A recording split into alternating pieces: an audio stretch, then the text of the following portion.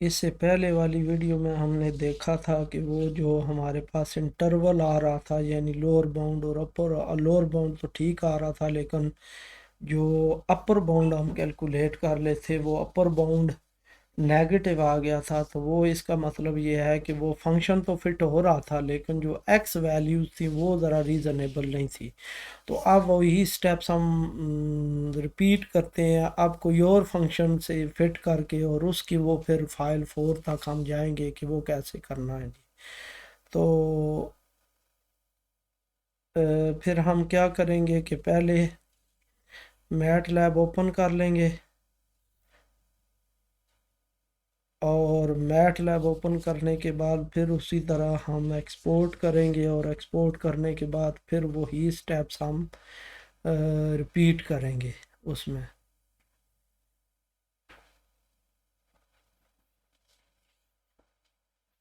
तो ये mat lab open हो जाए, फिर उसके बाद हम पहले फाइल 4 तक रफली चेक कर लेंगे, फिर उसके बाद वही स्टेप्स फॉलो करते हुए तो वो सारा हम करेंगे कि ये हम कैसे करना है। अब सबसे पहला स्टेप तो क्या है जी कि ये फाइल चलें सारी, ये हम वो फाइल 1 2 3 जो ओपन हुई हुई हैं, सबसे पहले तो हमने फ़ोल्डर ओपन करना है जिस फोल्डर पे हम काम करेंगे। तो फोल्डर कौन सा था जी? फोल्डर हमने ये डाउनलोड्स का फोल्डर ये ओपन कर लिया है। तो डाउनलोड्स का फोल्डर ओपन कर लिया, तो उसमें से हमने और सेकंड स्टेप क्या था कि इसमें हमने फिर डाटा इंपोर्ट करना था।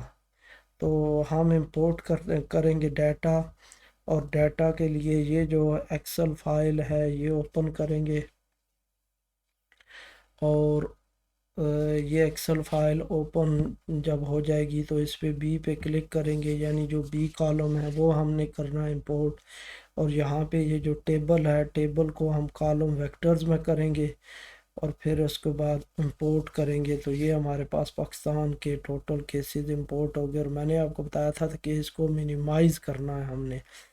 अब फाइल 1 2 3 ये बाद में हम दोबारा भी ओपन कर सकते हैं, ये दोबारा चले उसी में फ़ोल्डर में करके तो ओपन कर लेंगे। अब पाकिस्तान टोटल केसेस और ये कमांड विंडो है, तो हम पहले तो एक्स लेंगे, इसका एक्स इक्वल टू 1, फिर 1 का डिफरेंस, और टोटल वैल्यूज़ हमने लिखनी है 399, और फिर सेमी कोलन एंटर करेंगे तो ये एक्स रीड हो गया। अब उसके बाद हमने इधर लिखना है कमांड विंडो में सी एफ टूल लिख के एंटर प्रेस करेंगे, तो ये हमारे पास सी एफ टूल ओपन हो गया। और सी एफ टूल में हम देखेंगे कि एक्स वेरिएबल, और फिर उसके बाद वाई में हम देखेंगे ये टोटल केसेस, और इधर ये इंटरपोलेंट या पोलिनोमियल दे रहा है।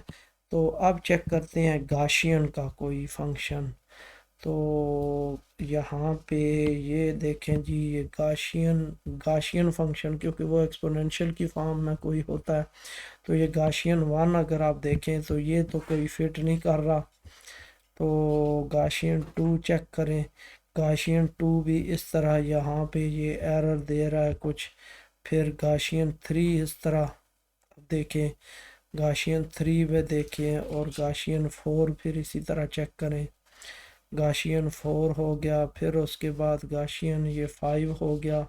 अब 5 कुछ ये बेहतर लग रहा है, फिर उसके बाद गाशियन 6। अब गाशियन 6 दोबारा हमारे पास आ गया, तो गाशियन 7। अब गाशियन जो 7 है ये हमारे पास कुछ फिट दे रहा है, लेकिन यहाँ पे ये कुछ एरर दे रहा है इसमें। तो गाशियन 8 अगर हम चेक करते हैं, तो गाशियन 8 इसमें भी, गाशियन में भी वो सही नहीं दे रहा। तो उसके बाद अगर पोलिनोमियल हम देखते हैं, पोलिनोमियल डिग्री 1, फिर डिग्री, अगर हम पोलिनोमियल डिग्री 5 देखते हैं तो ये भी कुछ सेट नहीं कर रहा। फिर डिग्री 6 अगर करें, ये कुछ एरर दे रहा है। फिर उसके बाद पोलिनोमियल डिग्री 7, डिग्री 7 की, और उसके बाद डिग्री 8 अगर हम देखें तो डिग्री 8 में ये इनिशियल वैल्यू ये कुछ हमारे पास कुछ ये बेहतर लग रही है। फिर उसके बाद अगर हम डिग्री इसकी मैक्सिमम कहाँ तक है, डिग्री 9 तक है।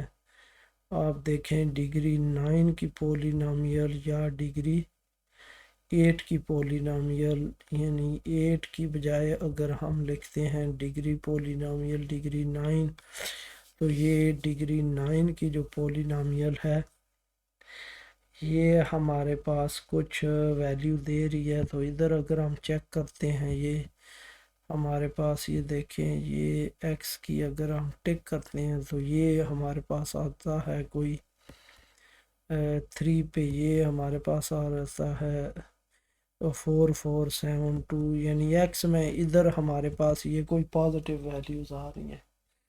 तो ये पोलिनोमियल हम चेक कर लेंगे कि ये पोलिनोमियल उसी तरह लोअर बाउंड और अपर बाउंड लेके कि ये कुछ कर रही है कि नहीं कर रही। तो फर्स्ट क्या होगा, हम क्या करेंगे कि सबसे पहला हमने क्या करना था कि इसको इसी तरह पहले तो हम फाइल ओपन करेंगे, इसमें आप फोल्डर ओपन करेंगे। फोल्डर कौन सा है, ये मैट लैब जो फंक्शंस है डाउनलोड में। इसके बाद ये जो MATLAB file for fit है, फंक्शन फिट है, ये फोल्डर ओपन कर लिया। और इधर मैंने आपको बताया है कि ये CLC कर लें ताकि ये ख़त्म हो जाए। और उसके बाद सबसे पहले हमने ये फाइल 1 लेनी है। फाइल 1 में क्या करना है जी, फाइल 1 में इसका डाटा, ये हमने पोलिनोमियल्स पहले हैं तो इधर हमने ये ले लिया, पोलिनोमियल्स के वो जो कोफिशेंट है वो लिख लिए। और फिर उसके बाद हम इसका इंटरवल ये ख़त्म करेंगे, ये सारे हम इंटरवल इसके ख़त्म कर लेंगे। जब हम ये इंटरवल ख़त्म करेंगे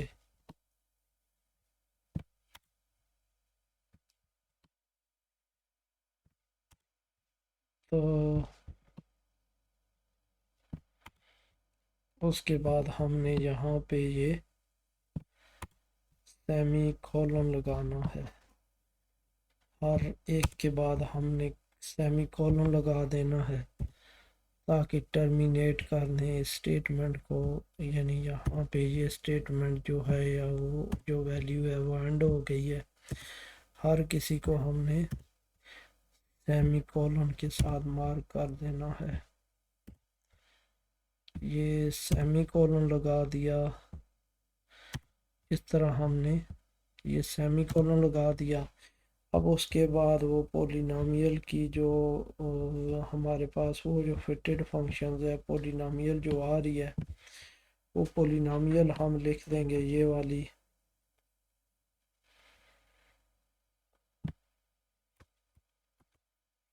हमारे पास ये पोलिनोमियल लिख देंगे जी इधर ही। फाइल 1 में y इज इक्वल टू, ये हमारे पास इसकी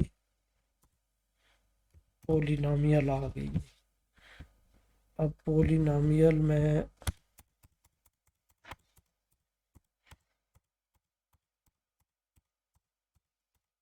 ये पोलिनोमियल हमने लिख दी है। अब इसका ये कंट्रोल S करेंगे, ये सेव हो गया फंक्शन। उसके बाद हमने सेकंड फाइल ये FM वाली है ये ओपन करेंगे और इसमें हमने यही फंक्शन ये हमने पेस्ट करना है। और यहाँ पे ये फंक्शन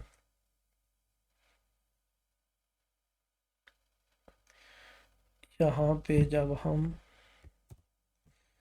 ये फंक्शन पेस्ट करेंगे, अब वो कह रहा है कि y1 और x1, तो हम क्या करेंगे कि ये y और x को चेंज कर देंगे, यानी y को y1 से रिप्लेस कर देंगे और x को x1 से रिप्लेस कर देंगे।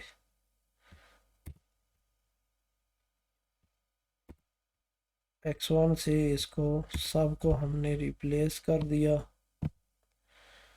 अब x1 से जब रिप्लेस कर दिया तो फिर मैंने क्या बताया आपको कि ये यहाँ पे हम क्या करेंगे कि ये करली ब्रैकेट स्टार्ट में और एंड में लगा देंगे।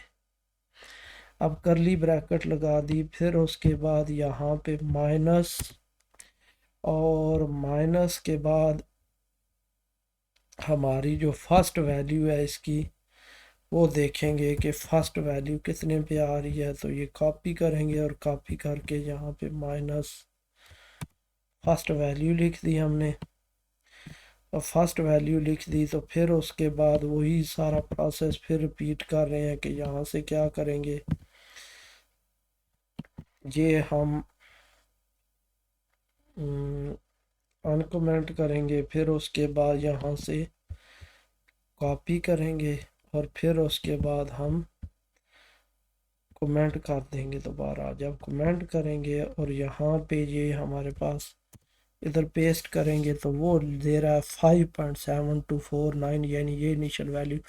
तो अब मज़ीद प्रोसीड करने के लिए पहले एक दफ़ा हम चेक कर रहे हैं, तो ये अभी हम चेकिंग कर रहे हैं मज़ीद, फिर हम इसको फाइनलाइज बाद में करते हैं। पहले हम वही पहले वाला जिस तरह इससे पहले वाली वीडियोस में प्रोसेस रिपीट किया है, बजाय इसके कि बाद में फिर वो फंक्शन हमें नेगेटिव दे दे, तो हम करते हैं कि पहले ये अपर बाउंड हम पहले चेक कर लेते हैं। एहतियातन एफएम की फ़ाइल में अपर बाउंड दोबारा चेक कर लेते हैं और वो देखते हैं कि अपर बाउंड क्या आ रहा है। अपर बाउंड या लोअर बाउंड तो ये है जो उसकी इनिशियल वैल्यू दे रहा है, तो अपर बाउंड हम एक दफ़ा चेक कर लेते हैं कि आया कि वो भी पॉजिटिव आ रहा है या नेगेटिव आ रहा है। अगर तो नेगेटिव आता है तो फिर ये प्रॉब्लम होगी, अगर पॉजिटिव आता है तो फिर हम इसको नीटली फाइल 1 से लेके फाइल 6 तक फिर प्रॉपर वे से जिस तरह पहले वीडियोस में एक्सप्लेन किया गया है फिर उस तरह हम इसको लेके चलेंगे। तो पहले चेक कर लेते हैं ये इसका जो अपर बाउंड है कि एक्स की कौन सी वैल्यूज़ पे वो फाइनल वैल्यू आ रही है। तो पहले यहाँ से कॉपी करें, ये चीज़ कॉपी करें और यहाँ पे हम पेस्ट करते हैं। अब यहाँ पे हम पेस्ट करते हैं, ये जब हमने पेस्ट कर ली तो फिर उसके बाद अब दोबारा फिर क्या करेंगे कि इसको हमने ऐसे भी कर सकते हैं, यानी अनहाइड करने के लिए कंट्रोल टी करें तो अनहाइड हो जाता है, कंट्रोल सी कॉपी कर लिया और फिर कंट्रोल आर करें तो वो हमारे पास दोबारा हाइड हो जाता है। तो जब हम इसको लिखेंगे फिर ये लिखे तो ये आता है 269। आपको रीज़नेबल वैल्यूज़ आ रही हैं कि पहले z की क्या वैल्यू आ रही थी लोअर बाउंड के लिए, लोअर बाउंड उसका को 5.7249 आ रहा था और अपर बाउंड 269, यानी ये सारी जो इनिशियल और फाइनल वैल्यूज हैं वो इनके दरमियान है। तो इसका मतलब है कि ये जो अब जो फंक्शन फिट किया है हमने, अब वो फंक्शन हमारे पास कोई रीज़नेबल आ गया फंक्शन।